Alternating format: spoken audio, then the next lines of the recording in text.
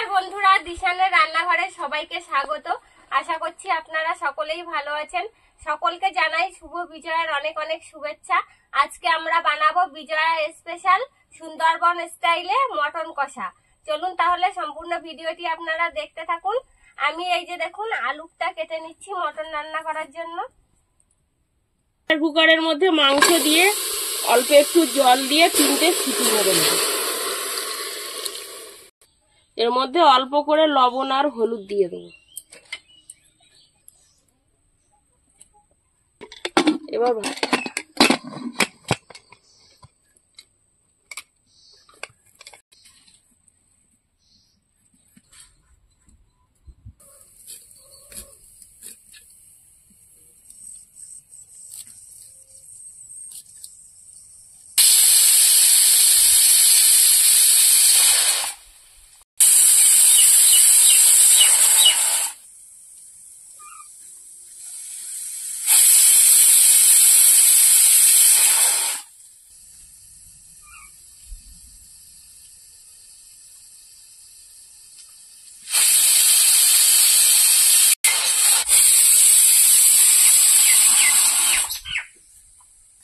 এবার আলুটা ভেজে নেব।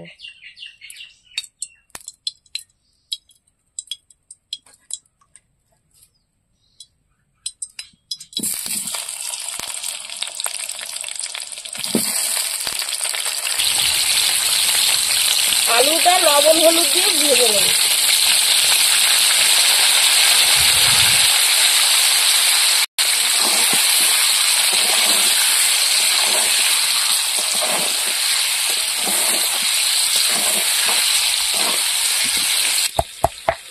রসুনগুলো ভালো করে থেতো করে নেব।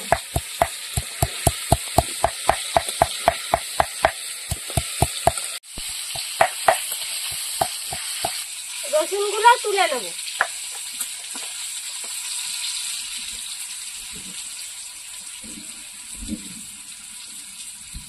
এবার আদা বেটে নেব।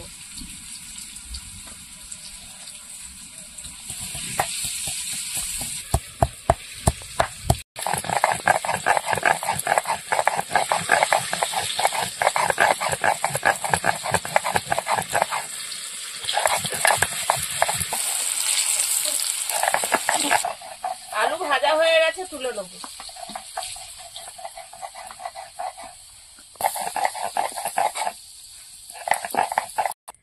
আদা রসুন বেটে নিয়েছি, এবার টমেটো বেটে নেব। আপনারা মিক্সারেও পেস্ট করে নিতে পারেন। এবার মাংসটা বসানোর জন্য তেজপাতা দিয়ে দেবো, পেঁয়াজ,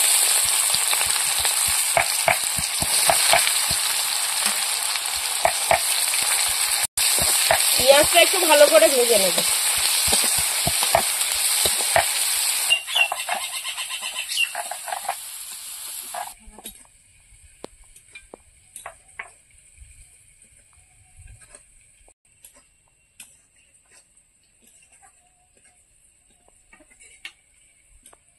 এবার কাঁচা লঙ্কা শুকনো লঙ্কা একসঙ্গে বেটে নেব।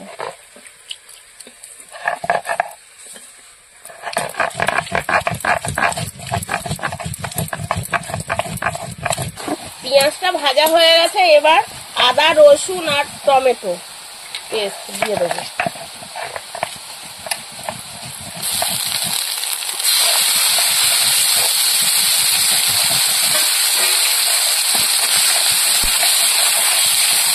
এগুলো ভালো করে কষিয়ে নেব।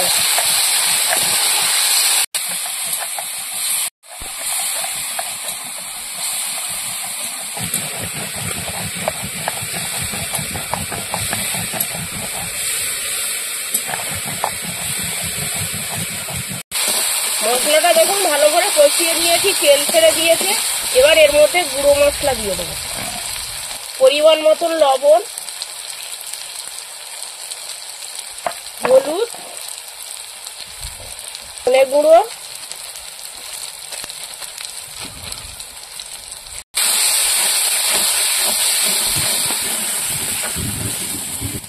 কাশ্মীরি লঙ্কার গুঁড়ো,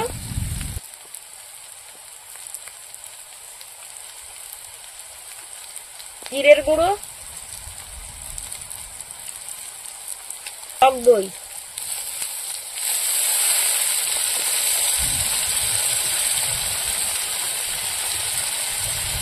লঙ্কা বাটা। এবার সব মশলাগুলো এবার ভালো করে কষিয়ে নেবো।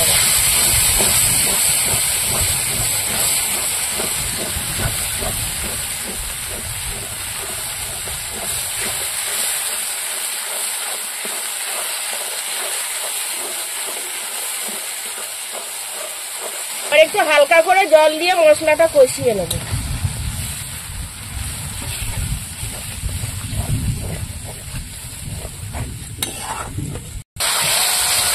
মশলা থেকে তেল ছেড়ে দিয়েছে, এবার সেদ্ধ করে রাখা মাংসগুলো দিয়ে দেবো।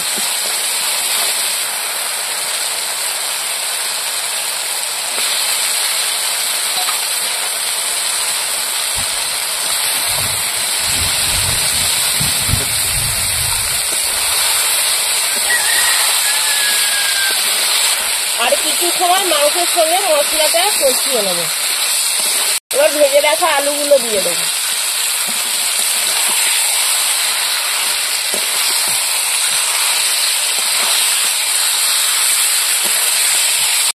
বন্ধুরা, এরকম আরো নতুন নতুন রেসিপি দেখতে আমাদের চ্যানেলটিকে সাবস্ক্রাইব করবেন আর অবশ্যই পাশে থাকা বেল আইকনটি প্রেস করবেন, তাহলে আমরা নতুন কোনো ভিডিও আপলোড করলে নোটিফিকেশন আপনাদের কাছে পৌঁছে যাবে।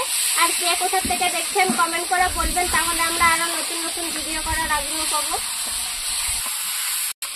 মাংসটা থেকে যা সুন্দর গন্ধ বেরোচ্ছে, পুরো বিয়ে বাড়ির মতন গন্ধ বেরোচ্ছে মাংসের থেকে, দারুণ। আপনারা যারা খাসির মাংস খেতে পছন্দ করেন একবার এইভাবে রান্না করে দেখবেন, খুব সুন্দর লাগে খেতে।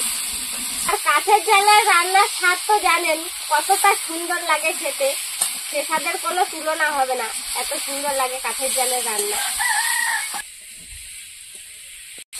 এবার মাংস সেদ্ধ করে রাখা জলটা এবার দিয়ে দেবো তরকারিতে।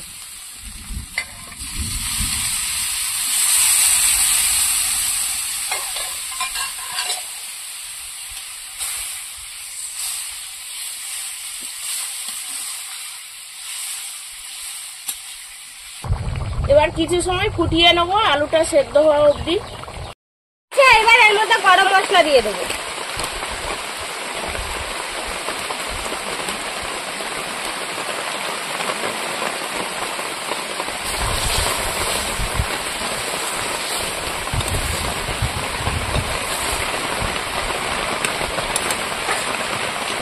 আমাদের আজকের ভিডিওটা শেষ পর্যন্ত দেখার জন্য ধন্যবাদ। ভালো লাগলে লাইক কমেন্ট শেয়ার করবেন। আবার ফিরে আসবো নতুন একটা রেসিপি নিয়ে। সবাই ভালো থাকবেন।